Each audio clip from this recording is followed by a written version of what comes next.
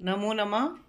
आज हम कारक विभक्ति और उसके चिन्ह के बारे में पढ़ेंगे, उदाहरण सहित समझेंगे। तो सबसे पहले ये है हमारा कारक। कारक कर्ता कारक, कर्म कारक, करण कारक, संप्रदान कारक, अपादान कारक, संबंध कारक और अधिकरण। हाँ, ये 7 हो गए। इसके बाद हमारी विभक्तियाँ हैं, तो विभक्ति भी हमारी 7 होती हैं।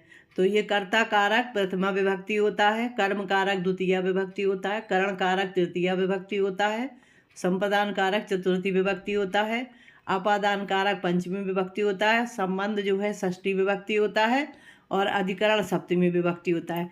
इस तरह से ये हमारे 7 कारक हैं और इसकी 7 विभक्तियाँ हैं। अब इसके चिन्ह हैं, तो ये कर्ता कारक का चिन्ह है ने, कर्म कारक का चिन्ह है को, करण कारक का चिन्ह है से और संप्रदान कारक का चिन्ह है को के लिए।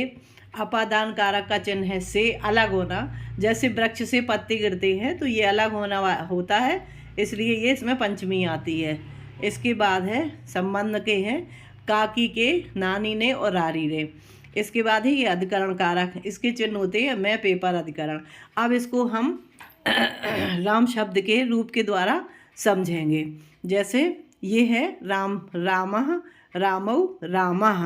तो इसका अर्थ होगा प्रथमा विभक्ति के अनुसार इसका अर्थ होगा राम ने।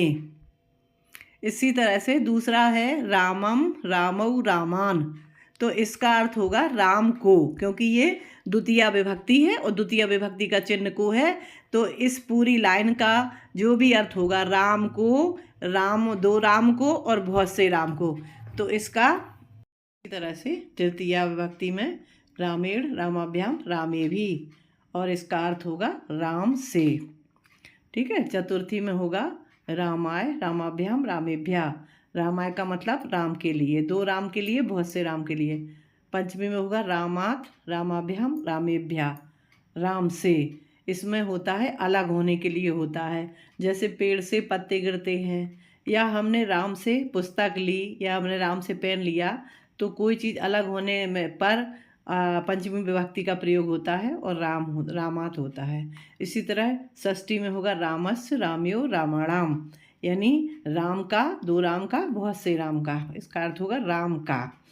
सप्तमी विभक्ति में होगा रामे, राम्यो, रामेशु। इसका अर्थ होगा राम में, एक राम में, दो राम में और बहुत से राम में।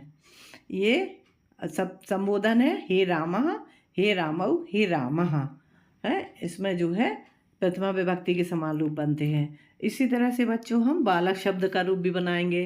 जैसे ये हमारा है बालकाः, बालकौ, बालकाः, बालकम, बालकौ, बालकान, बालकीन, बालकाभ्याम, बालकेभिः, बालकाय, बालकाभ्याम, बालकेभ्यः, बालकात्, बालकाभ्याम, बालकेभ्यः, बालकस्य, बालकयो, बालकानां, बालके, बालकयो, बालकेषु, हे बालकः, हे बालकौ, हे बालकाः।